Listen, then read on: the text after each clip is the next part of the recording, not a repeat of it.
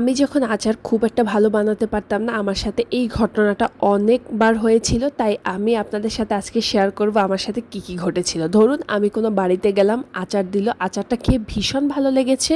আমি পরবর্তীতে আচারের রেসিপি চেয়েছি, আচারের রেসিপিটা উনি ঠিকঠাক মতোই দিয়েছে। বাসায় এসে ওই আচারটা যখন আমি বানিয়েছি, ঠিক ওই আচারটার মতো টেস্ট আসেনি। প্রথম কথা হলো যে আচার বানানোর জন্য মেইন উপকরণ, আমি যে আচারই বানাই না কেন, সেটা আম, জলপাই বা চালতাই হোক না কেন, তবে এই যে উপকরণটা, মূল উপকরণটা, এটা কিন্তু খুব ভালো মানের হতে হবে। যেমন আপনি যদি আমের আচার খুব মজা করে বানাতে চান, সেক্ষেত্রে কাঁচা মিঠে আম দিয়ে আচার বানিয়ে দেখবেন, অনেক মজা হয়। কাঁচা মিঠে আমটা যেহেতু একটু মিষ্টি হয়, এতে মিষ্টির পরিমাণটাও কম দিতে হয়। সাথে যদি আচারের সাথে টকের ব্যালেন্স করতে চান, তাহলে হচ্ছে 1 কেজি কাঁচা মিঠে আমের ভিতরে 250 গ্রামের একটা টক আম দিতে পারেন। এতে কিন্তু একটু টক এবং মিষ্টির ব্যালেন্সটা অনেক সুন্দর হয়। কাঁচা মিঠে আম দিয়ে যদি আপনি আচার বানান, আচার যে প্রক্রিয়ায় বানান না কেন, আচারের টেস্ট অনেক গুণে ভালো আসবে।